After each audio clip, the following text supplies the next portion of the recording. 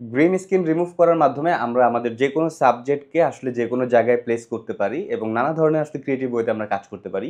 তবে এটার জন্য অবশ্যই আমাদেরকে গ্রিন স্ক্রিন কীভাবে রিমুভ করা লাগে সেই জিনিসটা শেখা লাগবে। তো আজকে আমি অ্যাকচুয়ালি আপনাদের সাথে কীভাবে গ্রিন স্ক্রিন রিমুভ করা যায় এটা নিয়ে কথা বলবো। সো চলুন কথা বেশি না বলে চলে যাই আমাদের মেইন ভিডিওতে।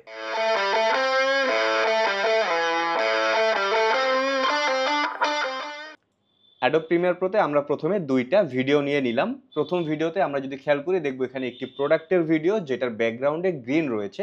তো এই প্রোডাক্টের ভিডিও থেকে আমরা গ্রিন ব্যাকগ্রাউন্ডটাকে রিমুভ করে দেব এবং এই প্রোডাক্টটাকে আমরা এই ছবির উপরে বসাবো, যেন দেখলে মনে হবে এই ছবির উপরে প্রোডাক্টটা ভাসতেছে। মূলত এটা একটা ছবি, এটা কিন্তু কোনো ভিডিও না।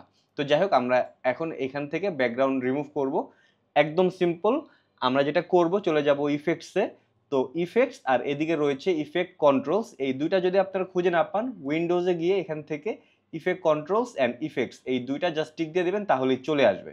তো ইফেক্টসে গিয়ে আমরা এখানে লিখব আলট্রা কি। সো আলট্রা লিখলেও কিন্তু চলে আসে, এখানে আলট্রা কি অপশনটা চলে এসেছে। এই ইফেক্টটিকে টান দিয়ে আমি ফুটেজের উপর ছেড়ে দেব। একদম সিম্পল। ছাড়ার সাথে সাথেই ইফেক্টস কন্ট্রোলের আন্ডারে এখানে আলট্রা কি অপশন কিন্তু চলে এসেছে।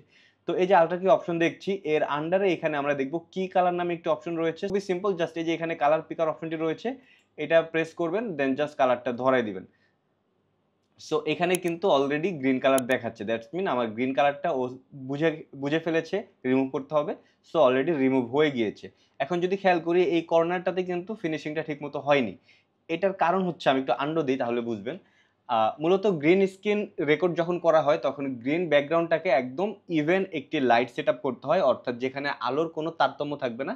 একদম পুরো ফ্রেমের এই কর্নার থেকে শুরু করে এই কর্নার সব জায়গায় সমপরিমাণ আলো থাকবে, তাহলে আপনি রিমুভ করতে পারবেন প্রপারলি। সো এখানে যদি খেয়াল করে দেখবো এখানে আলো একটু কম, এখানে কিন্তু আলোটা মোটামুটি ঠিক আছে, বাট এই জায়গাটাতে আলো একটু কম, এটা শুটে একটু প্রবলেম হয়েছিল। সো এই কারণে আসলে যখন আমি এখান থেকে কালার সিলেক্ট করে দিচ্ছি তখন এইখানে একটু প্রবলেম দেখাচ্ছে, মানে প্রপারলি এটা রিমুভ হচ্ছে না। তো সেটা কিভাবে সলভ করা যেতে পারে সেটাও আমি আপনাদের সাথে শেয়ার করব। তার আগে আমি এখন একটু যদি এই ভিডিওটাকে টান দিয়ে আমার এই ছবির উপরে ছেড়ে দিই, তাহলে কিন্তু দেখতে পারতেছি অলরেডি রিমুভ হয়ে গিয়েছে ব্যাকগ্রাউন্ডটা এবং এই ছবির উপরে চলে এসেছে।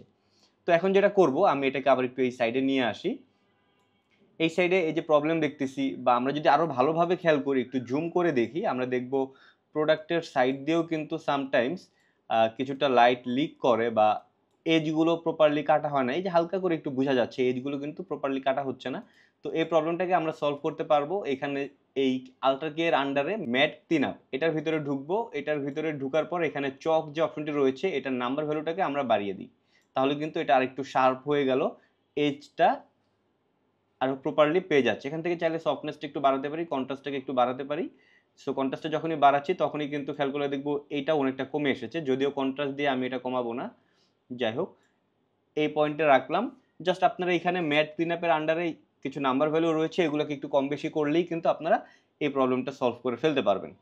তো এখন যেটা করব, এটাকে যদি আমি আবার টান দিয়ে আমার এই ফুটেজের উপর আনি, সো প্রোডাক্টটার ব্যাকগ্রাউন্ড রিমুভ হয়ে গিয়েছে ঠিকই, বাট এই কর্নারে কিন্তু ওই যে যতটুকু একটু হালকা হালকা ছিল গ্রিন ব্যাকগ্রাউন্ডটা, ওইটা ডিস্টার্ব করতেছে।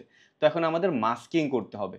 সো খুবই সিম্পল, আমরা চলে যাব উপরে এই যে অপাসিটির এখানে, এখান থেকে পেন টুলটি রয়েছে, এটা সিলেক্ট করব। এটা সিলেক্ট করে আমি জাস্ট আমার এই প্রোডাক্টের চারপাশ দিয়ে এটাকে এভাবে মাস্ক করে ফেলবো, তাহলেই এটা সুন্দরভাবে ব্যাকগ্রাউন্ডটাকে ফেলে দেবে। That's it. সো এখন যদি আমি প্লে করি, আমাকে জাস্ট খেয়াল রাখতে হবে এটা যখন ঘুরে যাচ্ছে তখন এই মার্কের বাহিরে আমার প্রোডাক্টটা যাচ্ছে কিনা। সো যদি খেয়াল করি দেখবো মার্কের বাহিরে কিন্তু আমার প্রোডাক্টটা যাচ্ছে না। সো এখন এটা খুব সুন্দরভাবে রিমুভ হয়ে গিয়েছে। এখন জাস্ট এটাকে আমি টান দিয়ে আমার ফুটেজের উপর ছেড়ে দেবো। That's it. আমি চাইলে এখন এখান থেকে ইফেক্টস কন্ট্রোলে গিয়ে উপরে স্কেলটাকে একটু ছোট করে দিতে পারি, তাহলে কিন্তু এখন দেখে মনে হচ্ছে প্রোডাক্টটা ভাসতেছে, রাইট? অ্যান্ড আপনি চাইলে এখান থেকে একদম ফার্স্ট ফ্রেমে চলে আসি, পজিশন, স্কেল, রোটেশন এগুলো অন করে দিই। দেন এটাকে হালকা একটু মোশন অ্যাড করি, রোটেশনটাকে একটু আমরা এভাবে ঘুরাই দিই, পজিশনটাকে একটু চেঞ্জ করতে পারি। সো এভাবে যখন আমরা দেবো তখন কিন্তু দেখবো আমার প্রোডাক্টটা সুন্দরভাবে ভাসতেছে, এরকম একটা ফিল চলে আসলো। সো আপনি চাইলে খুব ইজিলি এই কাজগুলো এভাবে করতে পারেন। যাই হোক, আমি আন্ডু দিয়ে দিই। এখন একটা জিনিস, এই ব্যাপারটা আর একটু রিয়েলিস্টিক করা লাগবে। এটা করার জন্য ব্যাকগ্রাউন্ডটাকে একটু ব্লার করে দিতে হবে। সো আমরা ইফেক্টসে চলে যাব। ইফেক্টসে গিয়ে এখানে লিখবো Gaussian blur. So Gaussian blur চলে আসলো, এটাকে টান দিয়ে আমরা নিচে ফুটেজের উপর ছেড়ে দেবো, অর্থাৎ যে ফুটেজে আমার ব্যাকগ্রাউন্ডের ছবিটি রয়েছে। সো এখানে আনার সাথে সাথে ইফেক্টস কন্ট্রোলের এখানে আমরা গসিয়ান ব্লার অপশনটি চলে এসেছে। ব্লারিনেসের এই যে নাম্বার ভ্যালুটা দেখতেছি, এই নাম্বার ভ্যালুটাকে কিছুটা বাড়িয়ে দিই, তাহলে এখন ব্যাকগ্রাউন্ডটা ব্লার রয়েছে, যেটা দেখতে এখন ন্যাচারাল লাগতেছে।